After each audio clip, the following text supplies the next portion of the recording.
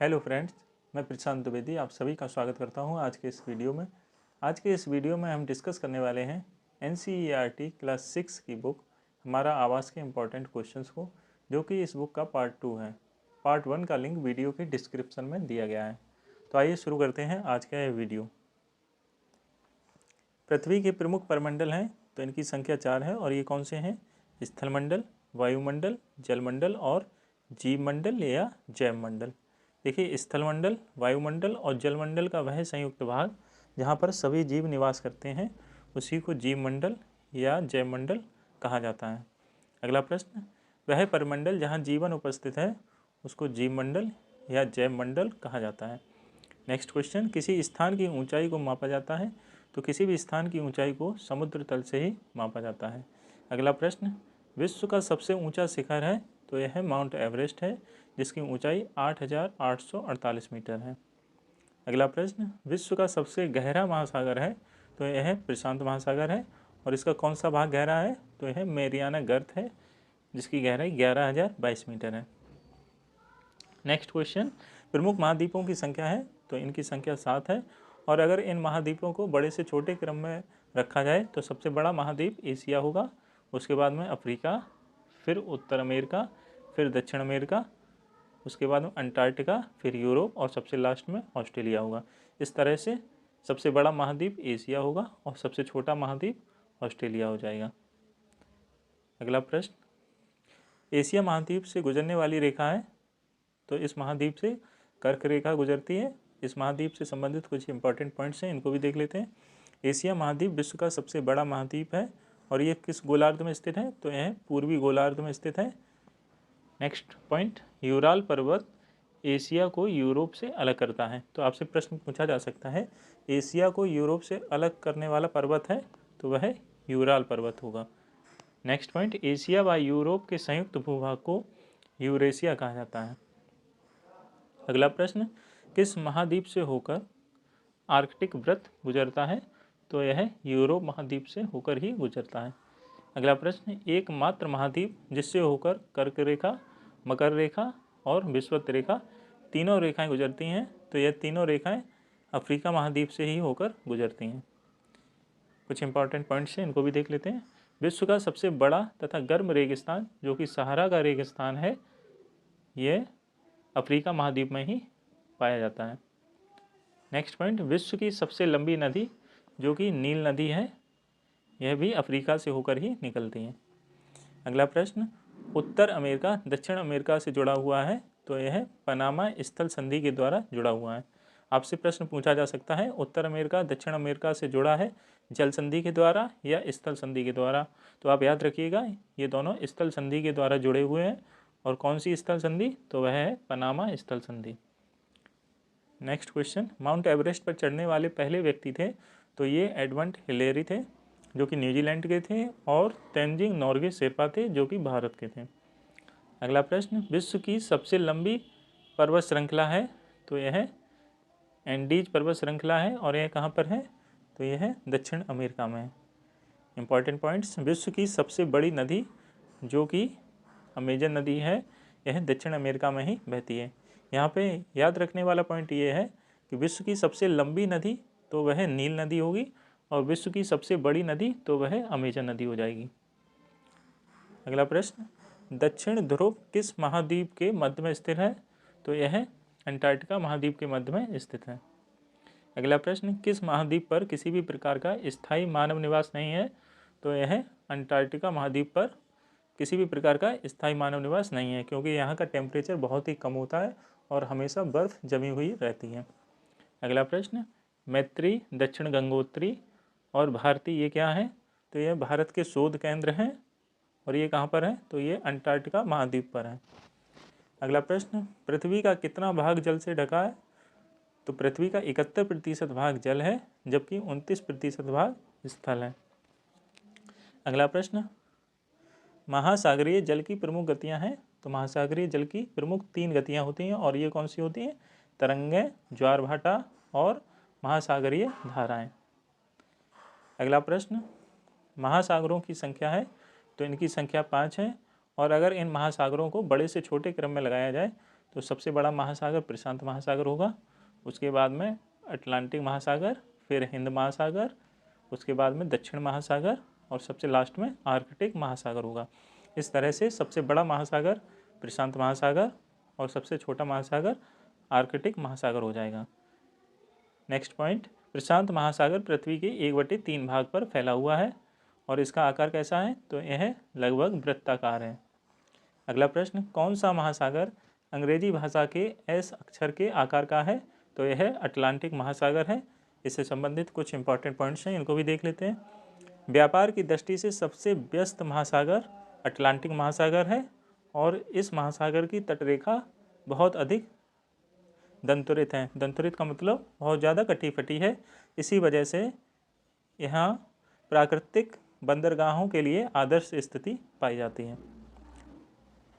Next question, एकमात्र महासागर जिसका नाम किसी देश के नाम पर रखा गया है, तो यह हिंद महासागर है जिसका नाम भारत देश के नाम पर रखा गया है और इसका आकार कैसा है, तो इसका आकार त्रिभुजाकार है। अगला प्रश्न, अंटार्कटिका महाद्वीप के चारों ओर से घेरता है, तो इस महाद्वीप को चारों ओर से दक्षिणी महासागर घेरता है। अगला प्रश्न, आर्कटिक महासागर स्थित है, तो यह उत्तरी ध्रुव में स्थित है। एक इम्पॉर्टेंट पॉइंट्स है, इसको भी देख लेते हैं। प्रशांत महासागर आर्कटिक महासागर से बेरिंग जल संधि के द्वारा जुड़ा हुआ है। याद रखिएगा, बेरिंग जल संधि क्या है, एक जल संधि है और ये प्रशांत महासागर को आर्कटिक महासागर से जोड़ता है, जबकि पनामा स्थल संधि है और वो दक्षिण अमेरिका को उत्तर अमेरिका से जोड़ती हैं। अगला प्रश्न, पृथ्वी का वायुमंडल कितनी ऊंचाई तक फैला हुआ है, तो यह 1600 किलोमीटर की ऊंचाई तक फैला हुआ है। अगला प्रश्न, वायुमंडल को इसके घटकों तथा तापमान आदि के आधार पर कितनी परतों में बांटा गया है, तो इसको 5 परतों में बांटा गया है। और अगर पृथ्वी की सतह से शुरू करके इनको क्रम से लगाया जाए तो सबसे नीचे क्षोभमंडल होगा, उसके ऊपर समताप मंडल, फिर मध्यमंडल, उसके बाद में आयन मंडल और फिर सबसे ऊपर बहिर्मंडल हो जाएगा। अगला प्रश्न, वायुमंडल में ऑक्सीजन और नाइट्रोजन का प्रतिशत है, तो वायुमंडल में सिर्फ इन्हीं 2 गैसों का प्रतिशत 99% है, जबकि अन्य गैसें 1% ही हैं। अगला प्रश्न, वायुमंडल में सबसे अधिक मात्रा में पाई जाने वाली गैस है, तो यह नाइट्रोजन गैस है जो 78% पाई जाती है। ऑक्सीजन 21% पाई जाती है, जबकि CO2 अर्थात कार्बन डाइऑक्साइड ये 0.03% पाई जाती है।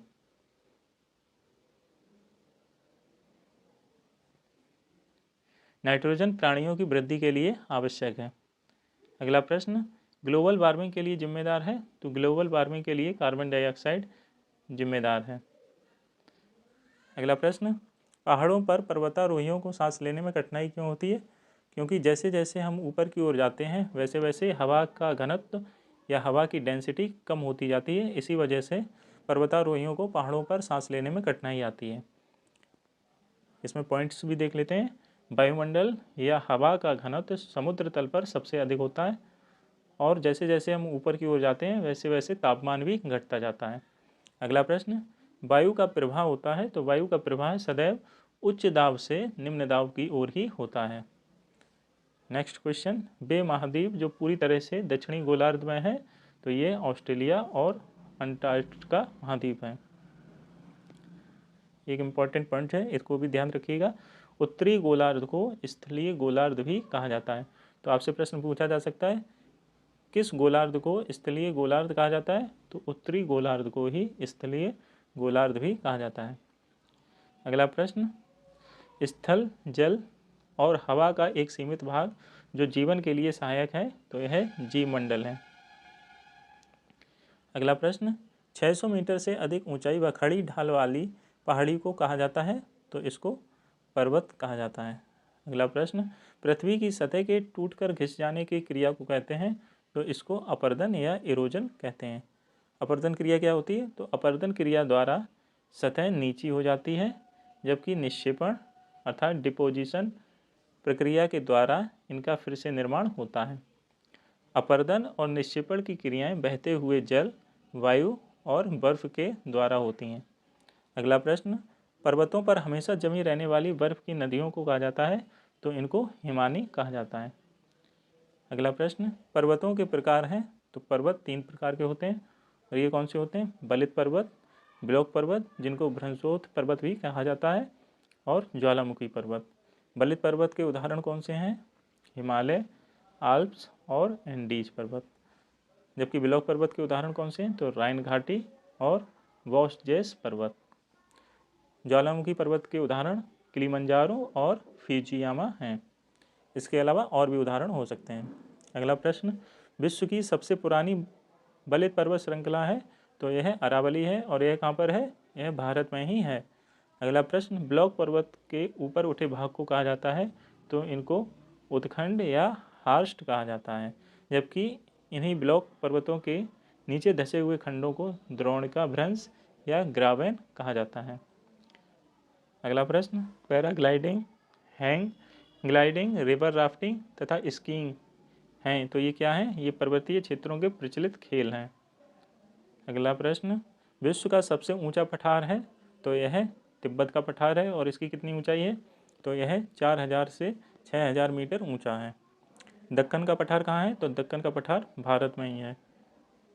नेक्स्ट पॉइंट, पठारों का ऊपरी भाग मेज की तरह सपाट होता है, और इनके किनारे खड़ी ढाल वाले होते हैं। अगला प्रश्न, पठार आर्थिक रूप से बहुत उपयोगी होते हैं, तो ऐसा क्यों होता है? क्योंकि यहाँ पर खनिजों की उपलब्धता बहुत अधिक होती है, इसी वजह से पठार आर्थिक रूप से बहुत उपयोगी होते हैं। कुछ इंपॉर्टेंट पॉइंट्स हैं, इनको भी देख लेते हैं। छोटा नागपुर पठार में कोयला, लोहा और मैंगनीज के बड़े भंडार पाए जाते हैं। आपसे पूछा जा सकता है जोंग जलप्रपात कहाँ पर है? तो ये कर्नाटक में है। हुंड्रू जलप्रपात छोटा नागपुर में है। एक पॉइंट ये भी पूछा जा सकता है, लावा पठार में किस मिट्टी की प्रचुरता होती है? तो काली मिट्टी अधिक मात्रा में पाई जाती है। अब आगे बढ़ने से पहले कुछ इंपॉर्टेंट पॉइंट्स हैं जो कि एग्जाम के पॉइंट ऑफ व्यू से काफ़ी इंपॉर्टेंट हैं, तो इनको भी देख लेते हैं।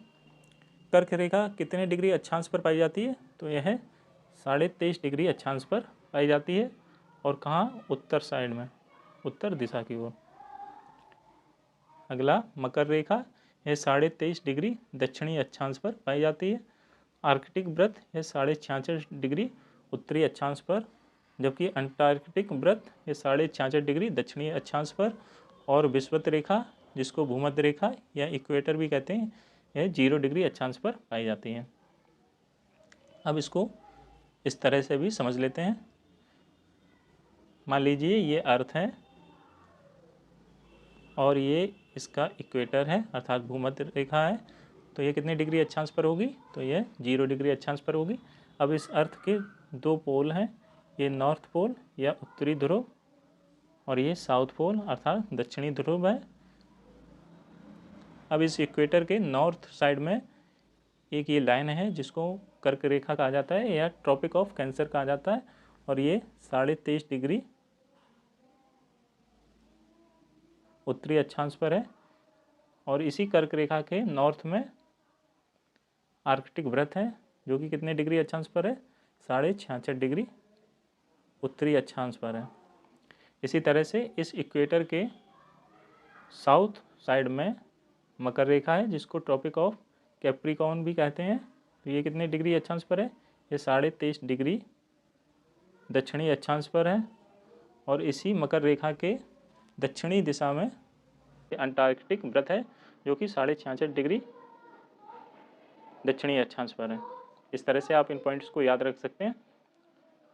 नेक्स्ट क्वेश्चन, नदियों तथा सहायक नदियों द्वारा लाए गए बालू, पत्थर और सिल्ट आदि के निक्षेपण द्वारा निर्माण होता है, तो इनके द्वारा मैदानों का निर्माण होता है।